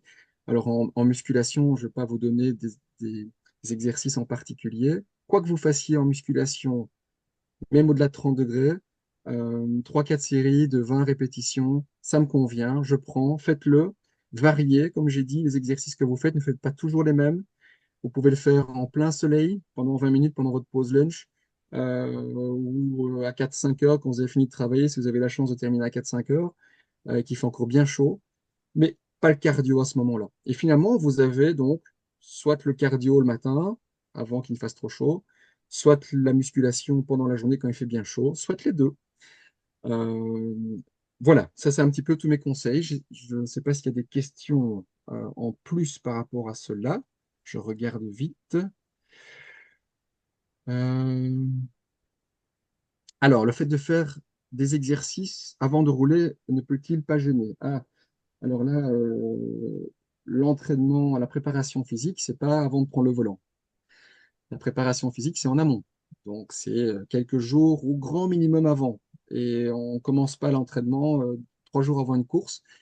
Euh, on attend d'avoir un espace-temps pour pouvoir permettre au corps de récupérer, de ne pas avoir de conséquences pour votre pilotage. Donc, il faut anticiper. C'est pour ça qu'on vous proposait cette séance ce soir, cette rencontre ce soir. C'est pour vous faire prendre conscience que probablement vous allez avoir un petit peu moins de roulage ici pendant le mois de juillet, le mois d'août. Eh ben, c'est l'occasion. On démarre. On a un peu plus de temps pour découvrir la gestion mentale et la gestion physique. C'est vraiment important. Alors oui, il y a des exercices qu'on fait, des routines qu'on fait avant de prendre le volant physique, mais il faut être habitué, voilà, il faut savoir ce qu'on doit faire pour ne pas avoir les mauvaises surprises juste après. J'en parlerai de ça L'échauffement, juste après, hein, Christophe. pardon? J'en Oui. parlerai juste après, des routines, Très bien, effectivement. très Ça sera bien. notre transition. Et alors, est-ce que je peux Voilà. proposer 3 petits tests physiques? Oui, bien sûr. Ah, ce ne sera pas que des balles, Stéphane, rassure-toi. Merci. Alors, je ne vous fais pas une séance physique ce soir. Je vous donne ici 3 chances de déjà voir si vraiment, très rapidement, vous êtes déjà dans le bon physiquement, sur la bonne voie, sur un bon début, ou si déjà il y a des petits signaux d'alarme. Attention, ah, peut-être que finalement je ne suis pas si en forme que ça. Il fait chaud, c'est le soir, peut-être que certains ont déjà pris l'apéro, donc je ne rentre pas dans de l'intensité. C'est juste 3 mini-tests qui sont très faciles par rapport aux tests qu'on fait avec les pilotes en séance complète. Premier test, c'est celui-ci. Vous allez tendre vos bras, vous pouvez le faire en même temps, et vous allez essayer de toucher vos 2 mains dans le dos, essayer de toucher les doigts de chaque main. Les doigts sont à plat, hein, on n'est pas en point serré comme dans les tests complets, et essayez de toucher vos épaules. Enfin, vos mains se touchent derrière dans le dos. Premier test d'un côté, premier test de l'autre. J'arrive à toucher mes doigts ou pas. Vous avez déjà une indication ce soir si vous avez un minimum de souplesse d'épaule ou si déjà on est parti avec un capital souplesse haut du corps qui est déjà un tout petit peu peut-être à travailler, peut-être déjà un petit point faible qui apparaît ce soir. Sans critique, on peut tous avoir un point faible, bien entendu. Attention, deuxième test. Vous êtes sur votre chaise, confortablement assis. Ça commence comme Charlène, mais ça change tout de suite maintenant. Vous mettez votre main droite sur la tête, vous vous grandissez, vous essayez de pousser la tête vers votre main et votre main gauche sur le ventre. Vous respirez tout à fait normalement. Je vous demande simplement de sentir si votre ventre sort à l'inspiration ou si votre ventre sort à l'expiration. Je vous laisse observer ce qui se passe en restant bien droit. Est-ce que votre ventre rentre quand vous inspirez ou quand vous expirez? Quand c'est fait, je vous donne la réponse. Si votre ventre rentre quand vous inspirez, c'est faux. Si votre ventre rentre quand vous expirez, c'est bon. Voilà, deuxième indication, est-ce que vous êtes conscient d'une bonne respiration ou d'une respiration qui est efficace? On a parlé d'efficacité, c'est déjà un signe. Est-ce que peut-être il y a déjà des paramètres à travailler au niveau de la respiration pour améliorer votre physique en pilotant via la respiration ou à l'entraînement quand vous faites du sport? Troisième test, Euh, je vais prendre un chrono. Je vais vous demander de faire une longue inspiration et une longue expiration. On va tous démarrer en même temps et je vais dire stop à un moment donné. Je ne vous dis pas dans combien de secondes. On va voir, d'accord? On va tous démarrer en même temps. Je vais lancer mon chrono. Je vous préviens tout petit peu à l'avance, donc rassurez-vous. Voilà. Commencez à souffler. Et puis, quand votre ventre est bien vide, on est parti. Inspirez, inspirez le plus longtemps possible. Inspirez, inspirez. Continuez. Et vous retardez le moment donné, vous allez expirer. Peut-être vous avez déjà commencé à expirer. Comme vous voulez. À vous de voir. Continuez dans votre effort personnel, dans votre respiration. Stop. Si jamais vous aviez terminé l'expiration avant le petit stop que je viens de donner, peut-être que vous n'avez pas des grands cycles respiratoires, donc peut-être qu'au niveau cardio, il n'y a peut-être pas la capacité respiratoire de base pour pouvoir avoir un bon cardio. Donc c'est un indicateur, c'était 20 secondes, c'était 10 secondes d'inspiration et 10 secondes d'expiration. Ce qui n'est pas compliqué, mais c'est le strict minimum. D'accord? 20 secondes. Voilà, trois petits tests qui peut-être vous donnent une mini-indication. Ah, peut-être qu'il y a du boulot derrière euh, à faire. Voilà, c'était trois petits tests faciles à mettre en place. Il est tard, il fait chaud. Euh, L'idée n'est pas de vous faire transpirer. On ne vous a pas non plus demandé d'avoir des baskets, d'avoir un élastique, des balles de tennis et tout ce qui peut être utilisé en préparation physique. Mais j'espère vous avoir donné l'envie d'être curieux, parce que c'est super important d'être curieux, d'en savoir plus sur vos points forts ou vos points faibles. Ok, merci Christophe. En tout cas, effectivement, ça permet tout de suite de voir. Déjà, bah, je pense qu'il y en a quelques-uns qui l'ont mis dans le chat, mais je pense que ça permet de voir effectivement si où on en est sur des exercices qui paraissent simples et qui ne le sont pas toujours. Ok, je vous propose bah, du coup de faire la transition avec le reste. Donc le reste, je vais repartager mon écran.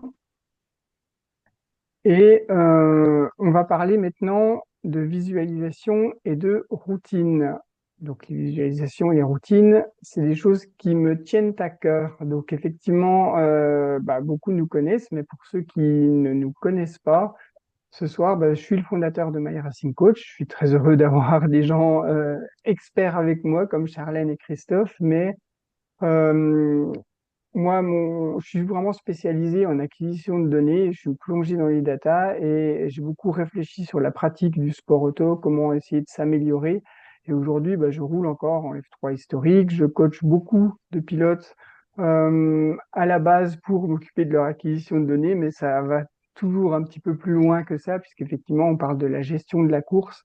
Et je suis très attaché justement à la préparation, vraiment comment se préparer avant une course, comment se préparer techniquement. Et c'est ce qu'on va voir en fait là ensemble. Donc les routines, en fait, les routines, c'est ce qu'on va faire pour euh, vraiment, quand on dit piloter à son meilleur niveau, c'est voilà, se placer dans les meilleures conditions pour rouler. C'est être sûr que quoi qu'il arrive, on a un jour un peu moins bien, où il y a des situations de course qui nous tombent dessus, on arrive quand même à se mettre dans les meilleures conditions du jour. Ça, c'est vraiment important. Ajuster son niveau de vigilance, être capable de réagir, s'adapter à toutes ces situations. De toute façon, ça fait partie intégrante du sport auto. Chaque tour est différent, chaque spéciale est différente. Il faut être capable de s'adapter et puis être prêt physiquement, mentalement. Donc le physique et le mental, on en a déjà parlé, pour être en mesure d'atteindre ses objectifs. Parce que les objectifs, c'est extrêmement important. On se fixe beaucoup d'objectifs et si vous remarquez, on se fixe beaucoup d'objectifs qui sont inatteignables. Si on dit, voilà, je veux faire podium, je veux faire dans le top 10, je veux gagner la course, il y a beaucoup de choses qui nous appartiennent, mais pas tout. Donc, c'est là où la notion d'objectif, en fait, il faut la comprendre de qu'est-ce qu'on est capable de maîtriser, qu'est-ce qu'on est capable de faire en tant que pilote dans ces objectifs. Ça, c'est vraiment important. Pourquoi ça marche les routines? Bah parce que les routines déjà sont personnelles. Donc tout ce qu'on vous propose dans les routines, c'est effectivement bah, d'utiliser votre entraînement spécifique, d'utiliser tout ce que vous avez fait auparavant, les courses, pour adapter votre propre routine. Euh, Globalement, une routine en fait va regrouper toujours un petit peu les mêmes principe. On va s'échauffer physiquement, on va se conditionner mentalement, on va travailler sur les réflexes. C'est ce que tu disais tout à l'heure, Christophe, qu'on voit beaucoup de gens qui font les réflexes parce que finalement, c'est un petit peu j'allais dire peut-être la partie visible de l'iceberg. C'est un petit peu ce qui est un peu spectaculaire. J'ai d'ailleurs même mis une photo aussi Exact. là-dessus Il est où facile à on fait mettre en ces place, petits donc voilà, tout le monde le fait. voilà, voilà, que ce soit avec des balles ou avec des blaze pods ou avec différents outils, c'est aussi, voilà, pour les gens qui regardent, c'est toujours aussi intéressant à voir. Mais ça reste quand même que la partie, le sommet de la pyramide, il y a tout le travail à faire avant, tout le conditionnement qui se fait avant. Encore une fois, sur la base physique, échauffement physique, mobilisation des articulations. Donc ça, c'est des choses qui sont très classiques, mais au moins on se prépare à ce niveau d'intensité auquel on va rouler. Et puis le conditionnement mental, faire mettre en adéquation l'intention avec l'objectif, ça c'est extrêmement important, et avoir le bon niveau de vigilance, de, le bon niveau de concentration, ça c'est quand même vraiment bien.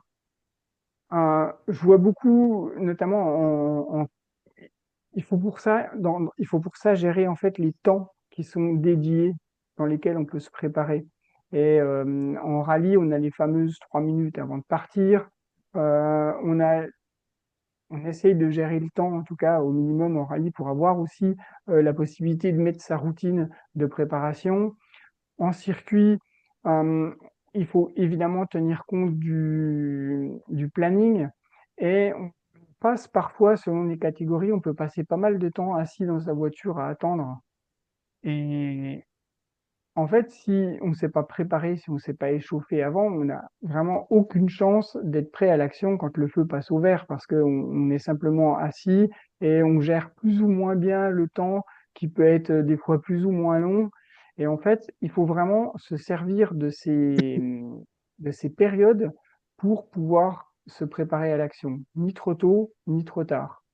En karting, il y a évidemment la période où on vient avec son chariot, on amène le kart, on le pose sur la prairie, et puis là, on a cette période d'attente. Et en fait, très peu de gens l'utilisent, cette période, alors qu'elle est vraiment extrêmement importante. Donc, ici, c'est évidemment, au niveau du karting, c'est pas à ce moment-là où on va faire son échauffement physique, mais il y a les derniers gestes, en fait, la dernière concentration, la dernière visualisation qui est importante à mettre en place. Euh, J'étais ce week-end avec un pilote à une course de côte. Alors, je sais pas, j'ai pas vu dans les gens, dans les pilotes qui sont là ce soir, s'il y a des gens qui font de la course de côte, mais ils ont eu un paramètre à gérer, c'est que le temps est extrêmement variable, puisqu'on part l'un après l'autre. Il n'y a pas vraiment de temps défini. Si tout se passe bien, la première montée, voilà, va être à 10h30. Il s'est trouvé que la première montée, c'était midi 15. La dernière montée de course a fini à plus de 19 heures. Ça, c'est des choses qu'il faut pouvoir gérer, en fait. Et se préparer, gérer les aléas pour avoir 2 minutes pour rouler, c'est vraiment quelque chose qui demande beaucoup, beaucoup de préparation. La visualisation, euh, la visualisation, c'est extrêmement important parce que quand on visualise, on apprend à faire quelque chose de différent de je regarde ma vidéo, je regarde un on-board.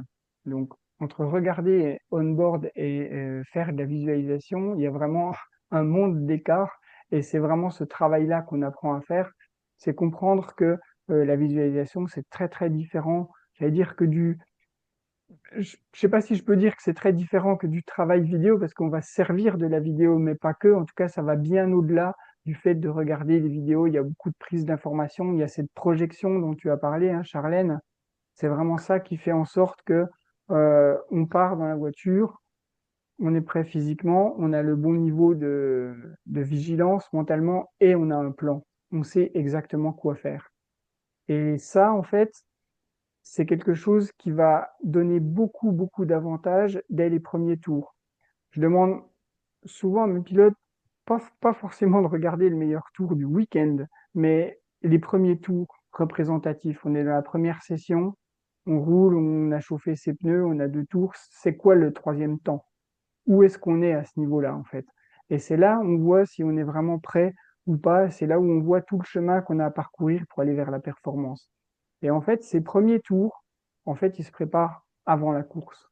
Avant la course, il faut effectivement savoir exactement ce qu'on doit faire. Il faut savoir où est-ce qu'on va passer nos vitesses, presque où est-ce qu'on va freiner. Et selon les cas de figure, si c'est un circuit qu'on connaît ou si c'est un circuit qu'on découvre, si c'est un circuit qu'on connaît, on doit avoir mis en place son plan d'action pour répéter ce qu'on a fait ou les mois avant ou de l'année d'avant, parce que le circuit n'aura pas changé. Et si c'est un circuit qu'on découvre, il faut avoir pris le maximum d'informations en dehors. Aujourd'hui, on peut pas aller sur un circuit sans avoir vu au moins une vidéo d'une voiture similaire ou la même et de comprendre déjà quels vont être les rapports de vitesse, à quel endroit on va freiner, où on va tourner, évidemment. Donc toute cette prise d'information, ça fait partie de la routine. Donc, bah, j'ai un petit peu anticipé ce slide finalement qui est d'adopter des routines. Ça permet de pouvoir se préparer, de travailler en amont, de choisir ses objectifs. Et là-dessus, bah, j'ai quasiment toujours une session notamment pour les gens qui font de la piste, peut-être moins en rallye, toujours une session où on va parler de data, parce qu'à un moment donné, quand on veut chercher la performance, il faut aussi trouver la précision. Et dans les data, on voit énormément de choses. Data avec vidéo, on va trouver des gestes parasites, on va trouver peut-être des points d'amélioration sur un virage ou des fois des choses un petit peu récurrentes. Et ça permet, bah, encore une fois, de se donner d'autres objectifs ou en tout cas d'être vraiment focus sur ce qui va permettre d'atteindre cette performance et au final piloter en pleine conscience, ça c'est quelque chose qui est extrêmement important parce que euh, peut-être vous là, mais je l'entends beaucoup quand notamment je fais par exemple des travaux sur la fiche virage par virage, de dire oui oui mais moi je pilote au feeling. En fait, il y a quelque chose, une idée reçue qui est fausse sur le fait de dire piloter au feeling. Parce qu'en fait, si on pense que piloter au feeling, c'est dire oui, bah, je vais bien voir où je vais freiner, je vais bien voir où je vais accélérer, c'est faux. Le frein, le point de freinage, il doit être placé. Le point d'accélération, il doit être placé. Le feeling, c'est quoi? C'est une fois qu'on a placé complètement sa cartographie du circuit, je sais à quel endroit je freine, je sais à quel endroit je rétrograde, je sais à quel endroit j'accélère, on a tout le feeling qui est disponible pour comprendre ce que fait la voiture à ce moment-là. Et si on revient sur les datas, un point de freinage, il varie très peu. Enfin, il varie très peu. En théorie, il doit varier peu. Que les pneus soient neufs, que les pneus soient usés, ça varie un petit peu, mais pas significativement. Il n'y a pas 10 mètres d'écart entre des pneus neufs et des pneus usés en karting sur un point de freinage. Par contre, dans les datas, on arrive à voir sur des sessions un petit peu précaires, bah, des freinages qui sont pas en place sur 10 mètres. C'est pas, on le voit de temps en temps. Enfin, on le voit régulièrement. Et en fait, c'est là où il faut effectivement recentrer le débat, comprendre où est son point de freinage pour avoir justement toute l'aptitude disponible, souvent tout le temps de cerveau disponible, hein, pour effectivement comprendre ce que fait la voiture et être vraiment à l'écoute de la voiture. Et c'est là où on pilote au feeling, c'est-à-dire on pilote au feeling de la voiture et pas au feeling de qu'est-ce que je dois faire.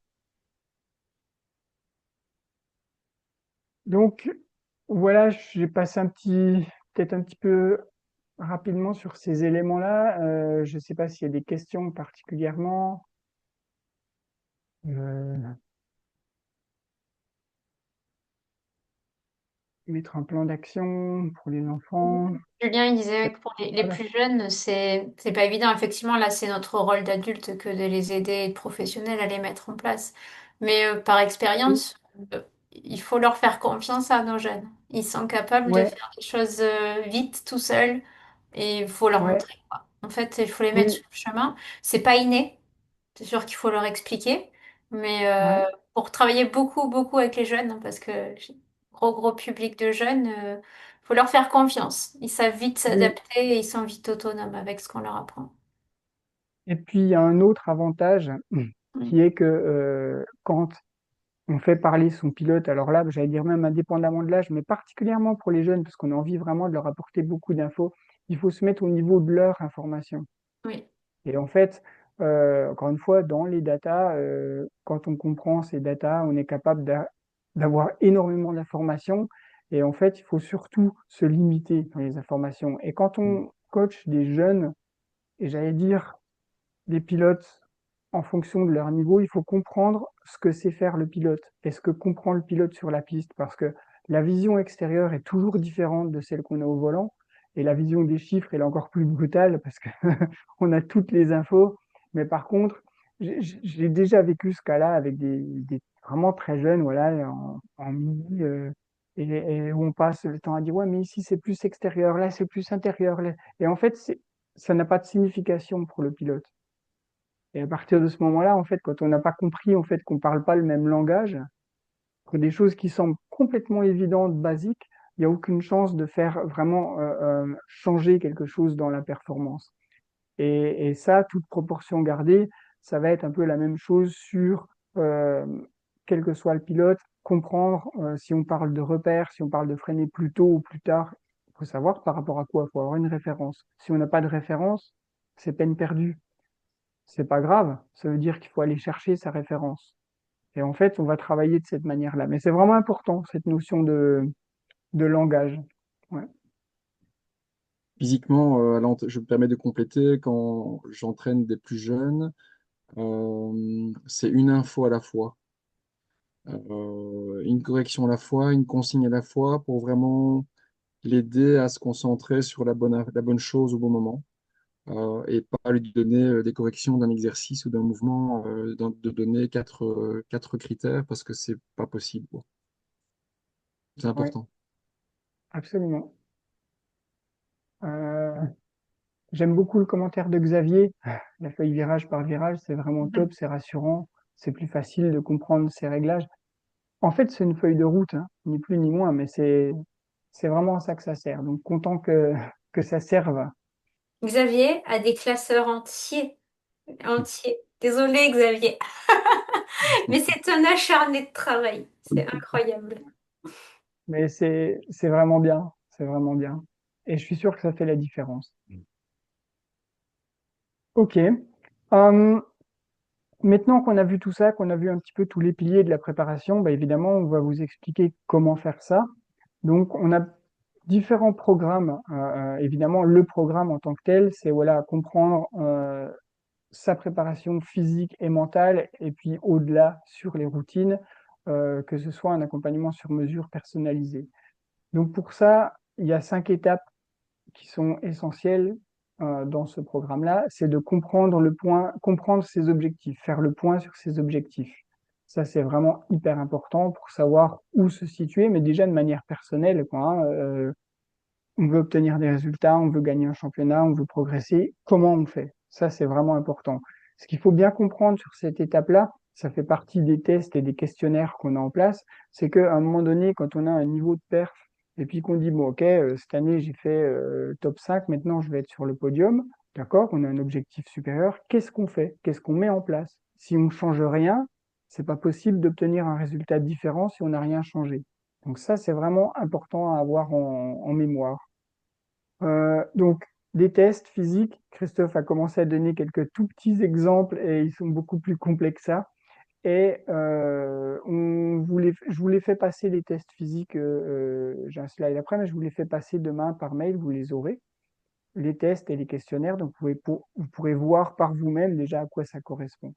Et puis évidemment, la recommandation d'avoir un programme personnalisé, et ce qu'on vous propose, c'est de faire en fonction de votre besoin des rendez-vous avec nous, peut-être plus orienté sophro ou plus orienté prépa physique, ou alors avoir plus un travail sur la visualisation et les data pour vraiment pouvoir combler en fait là où vous avez le plus besoin.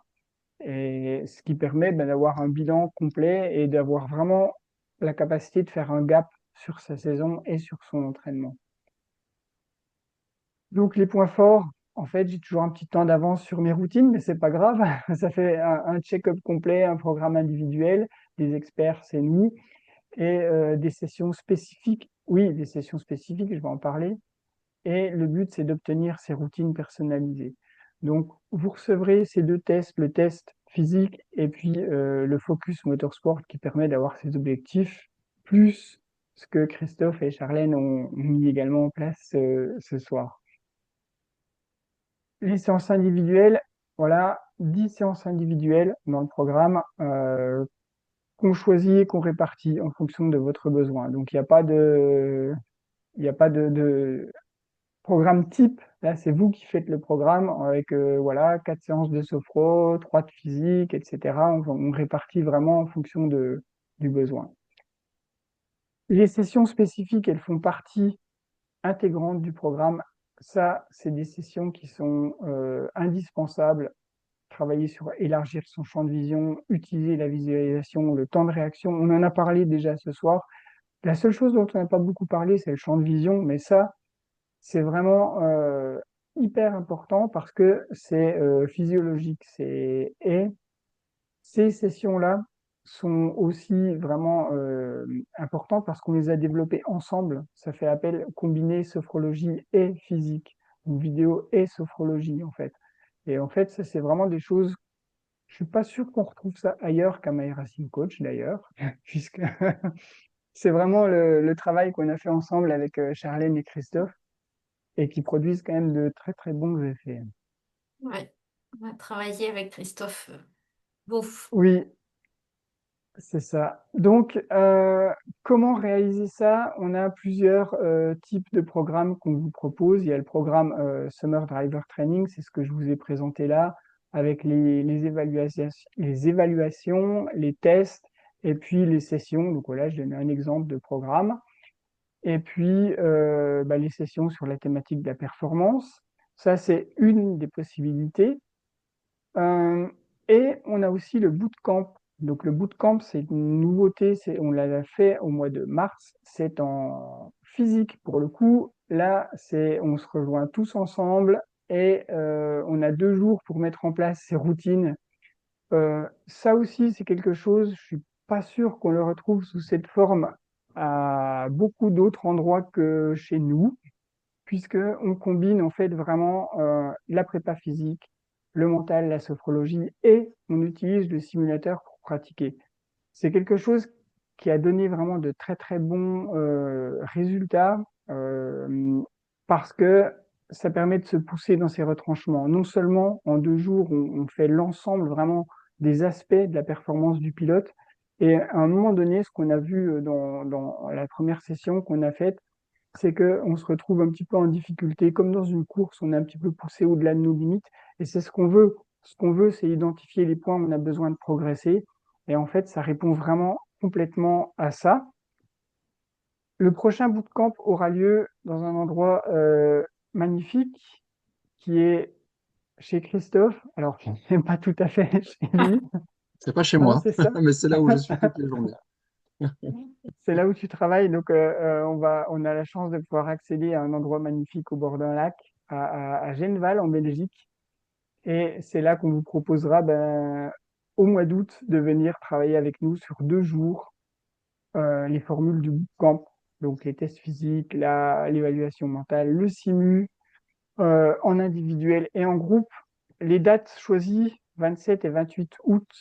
Donc voilà, à la fin de l'été, pour ceux qui préfèrent le présentiel au virtuel, ça sera cette possibilité. Donc on a 2 formules. Dans les 2 formules, bon, il y a une formule, la formule Performance Plus, c'est la formule en fait sur laquelle on va vraiment travailler pendant 2 jours ensemble pour obtenir ses routines et son programme personnalisé. Et on a ajouté une formule Full Access qui a toute la même chose. Simplement, je dis simplement, c'est pas simplement, c'est qu'effectivement, après le bootcamp, on va vous accompagner, Charlène, Christophe et moi, pour votre suivi personnalisé. Donc, c'est quasiment l'équivalent du Summer Driver Training qui est là en plus. Donc, c'est vraiment pour ça que je l'ai appelé Full Access, parce qu'il y a non seulement le bootcamp, mais là, il y a vraiment l'accompagnement complet. En gros, ça vous fait l'accompagnement jusqu'à la fin de la saison. Nos offres, puisqu'effectivement, vous êtes courageux de passer du temps avec nous. En tout cas, on est heureux que vous passiez du temps avec nous. Et puis, pour les gens qui participent à la masterclass, on a des offres spécifiques. Donc, voilà, une offre un petit peu attractive, 10% sur le summer training et en early bird, 25% sur le bootcamp. Donc, voilà, c'est quelque chose qu'on fait uniquement voilà, pour les participants de ce soir. La manière de rejoindre en fait ce programme pour le summer training, ça se passe sur le site, donc avec un lien que je vais vous envoyer, que vous allez recevoir. Et pour le bootcamp, on est vraiment en early bird. Quand on dit early bird, c'est qu'on n'a même pas encore la page sur le site internet. Donc, le programme, nous, on le connaît, on l'a déjà expérimenté. Vous pouvez nous faire confiance là-dessus. Mais pour ceux que ça intéresse, vous m'envoyez directement un mail et on en discute, que ce soit l'une ou l'autre des offres. J'ai pas dit que sur le bootcamp, l'hébergement était prévu dans ce bel hôtel. C'est-à-dire, on va pas seulement y passer du temps pour, j'allais dire, souffrir physiquement. Voilà, mais également l'hébergement est prévu. Donc voilà ce que j'ai pour vous. Euh, on peut peut-être passer, est-ce qu'il y a des questions dans le chat? J'ai pas vu.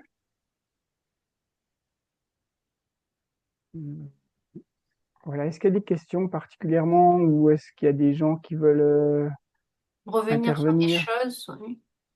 On est là pour ça. Ouais, voilà. Julien, c'est clair. Ok. Ok, c'est clair. Je vous mets le lien dans le chat du Summer Driver Training.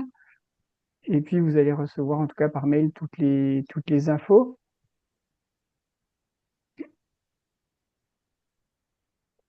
Voilà, je passe dans le chat. Ouais, j'ai pas vu d'autres questions particulières.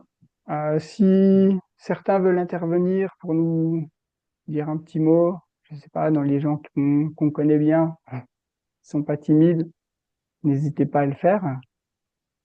Il y a Antoine, qui ne connaît pas du tout. Voilà. Vous voulez que je parle? Ouais, vas-y, on Ah. t'écoute. Alors moi j'ai fait le Winter Camp. J'ai fait la même formule mais pour l'hiver.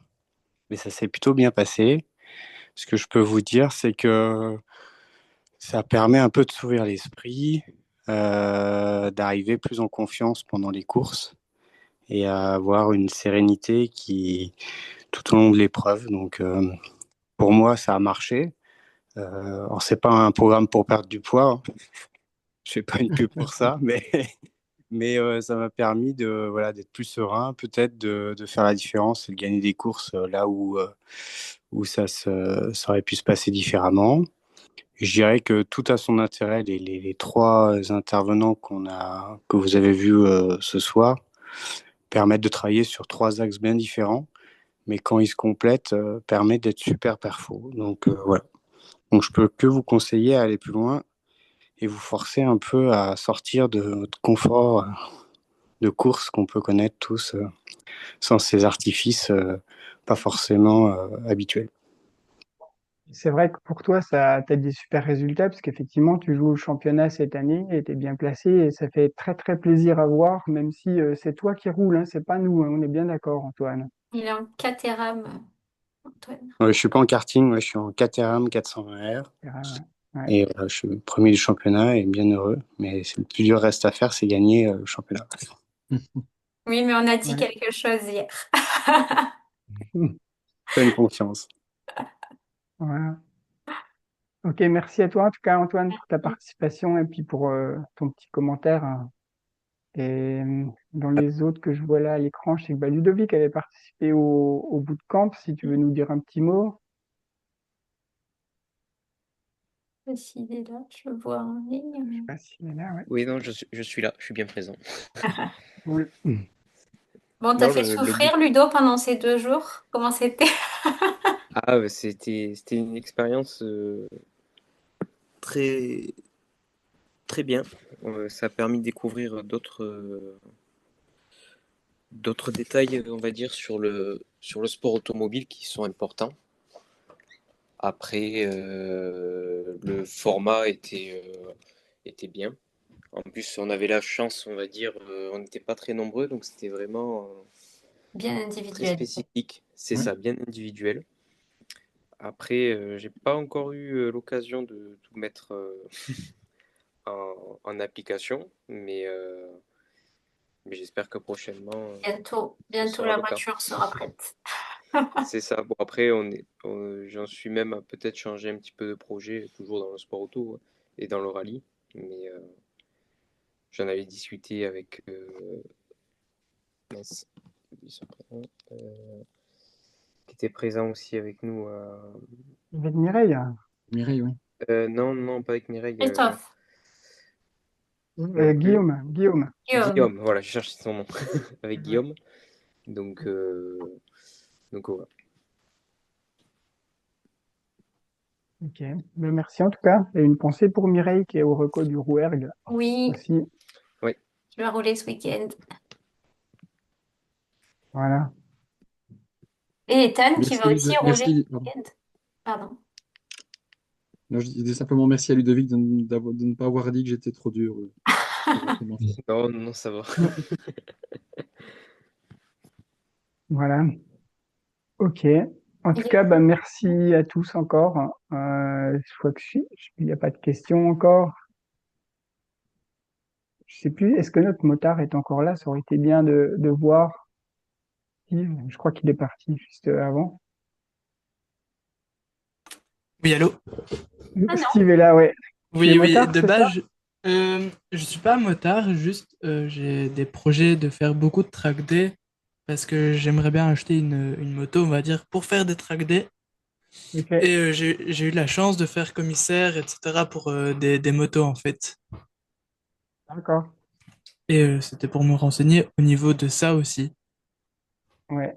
Eh bien, écoute, on a toujours l'un ou l'autre motard, j'allais dire, qui se perdent avec nous, parce que c'est vrai qu'on n'a pas beaucoup dans ce milieu-là, mais évidemment, Il quel manque que juste deux soit roues, quoi, mais voilà, Oui. on n'est quand même pas sectaire, on les accepte bien, et que ce soit tant pour la sophro que les data, parce que les data, c'est aussi important avec la prépa physique, ça fonctionne aussi. Et puis même, je trouve, quand on regarde dans les paddocks ou quoi, certains efforts qu'ils font avant de rouler, il y a des trucs qu'on voit en voiture aussi, par exemple, les réflexes et tout, ça peut être les mêmes exercices aussi.